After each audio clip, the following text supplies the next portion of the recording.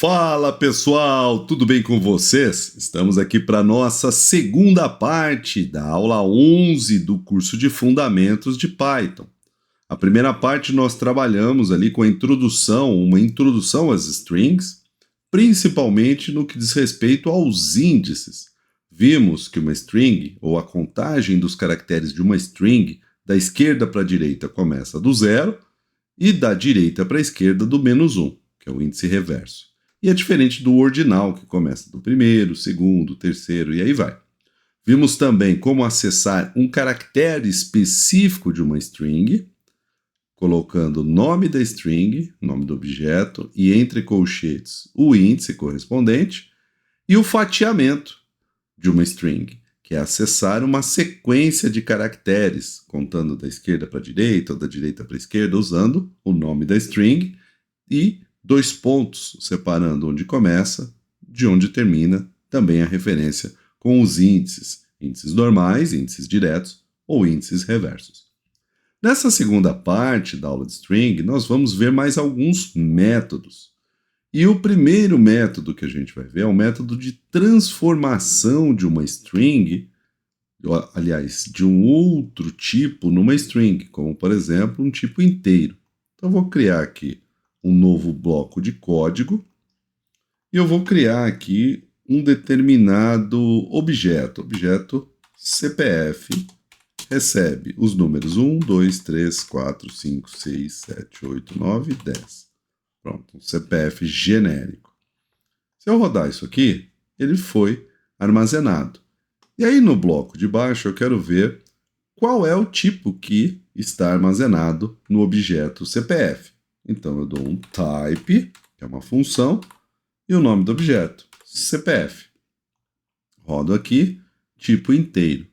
E agora eu quero transformar esse CPF numa string. Então é muito simples, é só fazer uma atribuição direta. CPF recebe um casting. Isso aqui que a gente vai fazer é uma mudança de tipo. Geralmente a gente chama isso de casting. Então eu vou questar, inventando um verbo aqui, o objeto CPF como str. Ele era um número inteiro, e eu, dando esse comando, essa função str de string e colocando o objeto, ele vai converter o que tem dentro desse objeto numa string. E agora, se eu rodar o type novamente com CPF, está ali uma string. Isso vai ser muito útil em alguns códigos, scripts e programas que a gente vai fazer aqui ao longo do curso. Bacana. Uma outra funcionalidade interessante das strings são os tipos booleanos que a gente pode retornar verdadeiro e falso de algumas comparações. A gente vai voltar a fazer comparações com operadores quando a gente estiver com os nossos condicionais, na aula de condicionais, mas aqui a gente já vai uma pequena preparação, um aperitivo, um spoiler dessas comparações. E aí eu vou colocar aqui duas funções que fazem algum tipo de verificação ou comparação. Vou criar um objeto, que vai ter uma string, que eu vou chamar de nome. Nome, entre aspas, para ele já fazer o cast como uma string. E eu vou escrever Douglas. Vou rodar aqui e posso dar um type ali embaixo para ver o tipo. Type, nome, e ali o esperado é str. Legal. Dentro dessa string, eu quero ver se tem a letra X, e para isso eu vou usar uma palavra reservada que é o in. Então eu quero saber se X como string, então eu vou colocar X entre aspas, in nome. Eu sei que nome tem Douglas com D maiúsculo e as outras letras minúsculas. X minúscula não tem, então o esperado é um falso. X não está em nome, então dá um falso para isso, é o esperado, booleano. Vamos ver? Legal, falso. E a gente tem um primo do in, que é o not in, que é a negação. Então vou pegar o mesmo x, not in nome, ou seja, x não está em nome? Não, não está. Então o esperado é verdadeiro. Vou rodar aqui apertando Shift Enter, que é a mesma coisa que colocar o play. E ali ele diz que é verdadeiro. Por quê? Porque x não está em nome. Agora eu vou pegar e vou olhar o D. Vou colocar a letra D. D em nome. Em nome. O D está, mas não como minúsculo, então ele vai dar falso. Se eu colocar maiúsculo, porque eu digitei string com Douglas com D maiúsculo, aí ele vai dar verdadeiro. Legal, né? Bem interessante esse tipo de comparação. O in, ele compara se eu tenho, se está um determinado caractere dentro de uma string, e o not in, ele verifica se não está. É a negação. Bacana. Outra função muito importante e muito usada para as strings, e para o que se deriva das strings, são outras estruturas de dados que a gente vai aprender nas próximas aulas, é a função de contagem, de tamanho. Então, a variável nome, ou objeto nome, ele tem 1, 2, 3, 4, 5, 6, 7 letras. Mas nem sempre eu decoro esse tamanho. Então eu posso verificar, e eu tenho uma função para isso, para as strings, que é a função len, que é a abreviação de length, que é tamanho. Então basta que a gente digite len e entre parênteses a gente coloque o objeto que a gente quer fazer essa contagem, que a gente quer ver o tamanho. O objeto é nome. O esperado é que tenha 7 letras.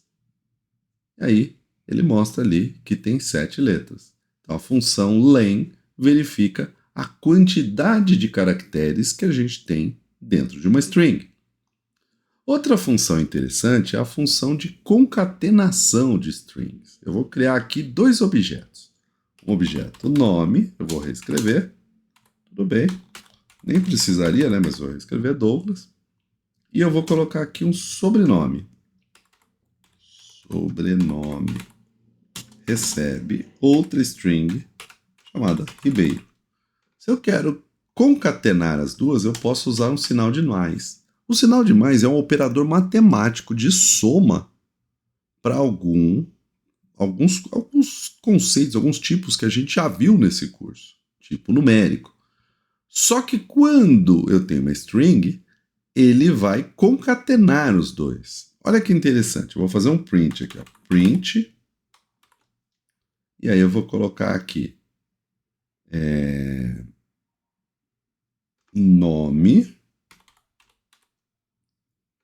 mais sobrenome. O que ele vai fazer? Juntou os dois.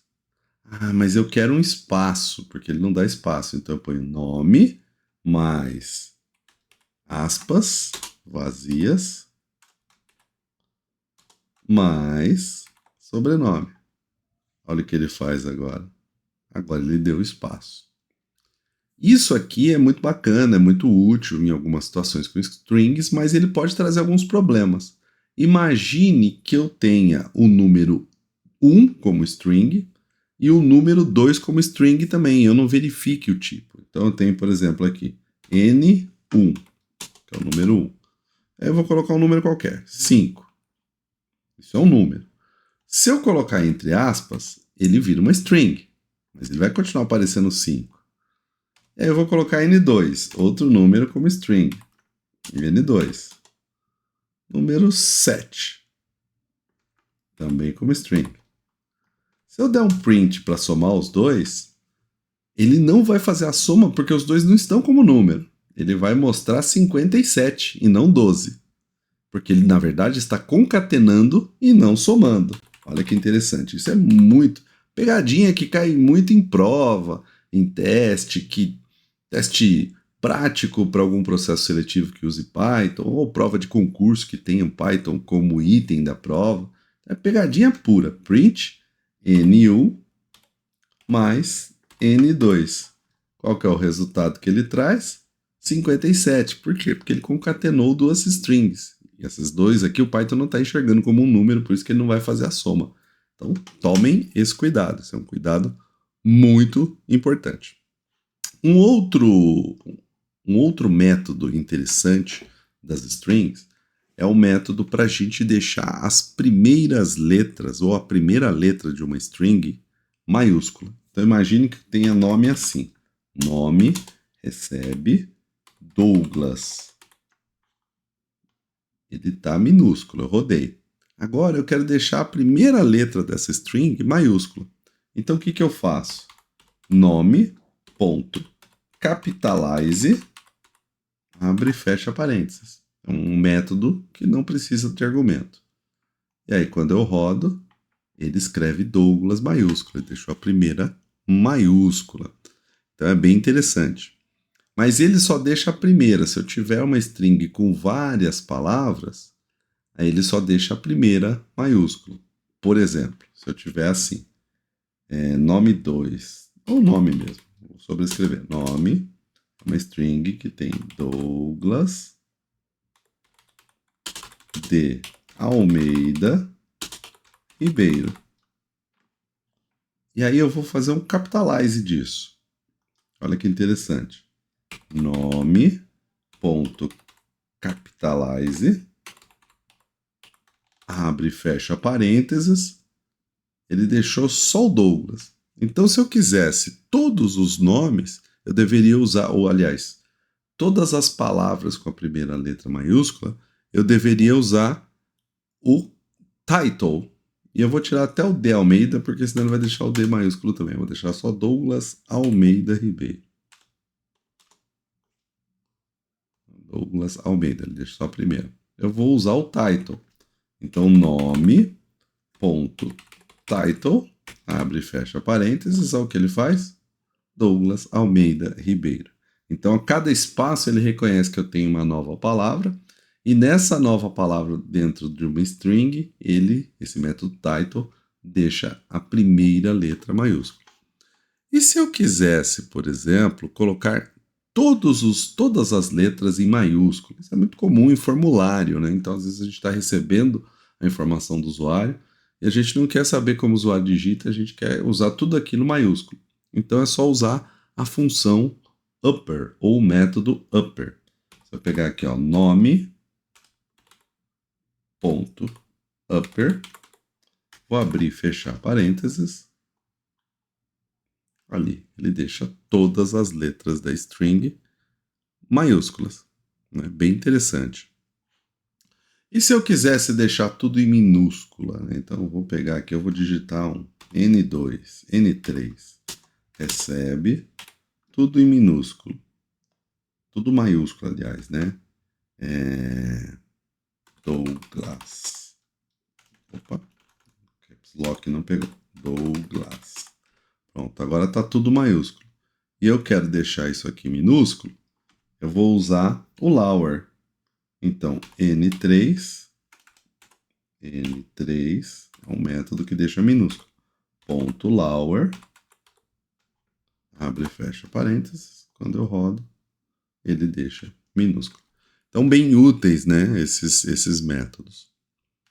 Outra função importante é a função replace, quando eu quero substituir um caractere dentro de uma string. Então, geralmente eu estou trabalhando com alguns formatos específicos de alguma dimensão, né? Alguma coisa que eu, por exemplo, reais, né? Ou algum número que eu quero mudar o sistema decimal. Olha que interessante. No sistema americano, o ponto é separador de decimal. Então, vamos supor que a gente tem aqui, ó, uma variável que eu vou chamar de troco.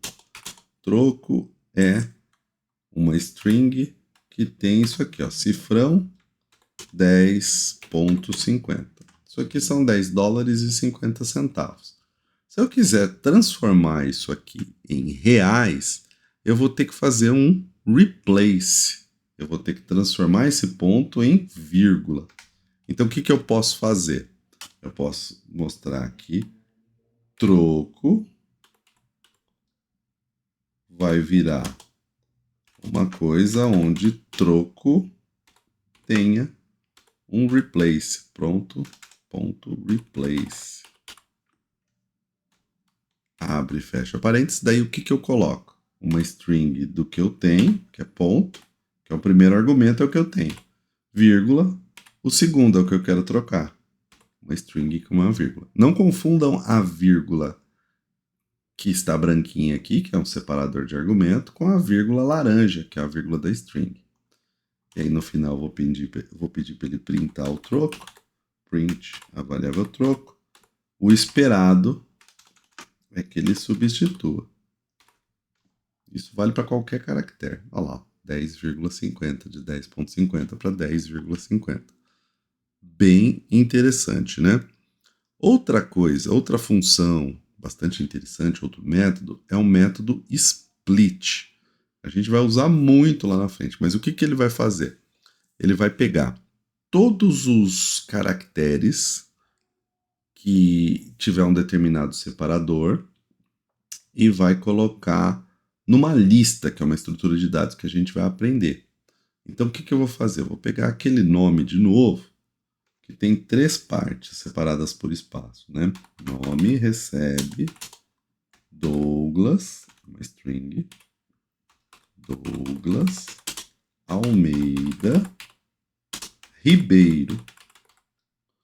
Ele vai separar isso aqui em 3 strings, uma lista com a string Douglas, depois outra string Almeida, outra string Ribeiro, que é o método split, o método split, ele vai separar.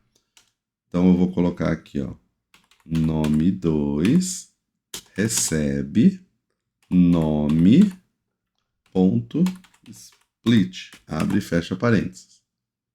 Ele rodou. Agora olha o que acontece quando eu peço para mostrar nome 2. Nome 2, print, nome 2, que é o resultado desse split. Olha só, ele mostrou uma lista, que é o spoiler do que a gente vai ver na aula que vem. A gente vai ver estrutura de dados, e a nossa próxima aula, é a primeira estrutura de dados, que é uma lista. Isso aqui é uma lista com a string Douglas, Almeida e Ribeiro. Ou seja, ele vai usar os espaços para recortar. Esses espaços são como aquelas partes picotadas de um papel toalha. E o split é o fato de você tirar o pedacinho do papel toalha ali do rolo. Muito bacana, né? Espero que vocês tenham gostado. Eu vou deixar disponível esse collab no YouTube, no link ali na parte da descrição do vídeo. Vocês podem praticar esses métodos das strings. Esse é o complemento da aula passada, da aula 11, parte 2. Espero que vocês tenham gostado. Grande abraço e até o próximo vídeo. Valeu, pessoal!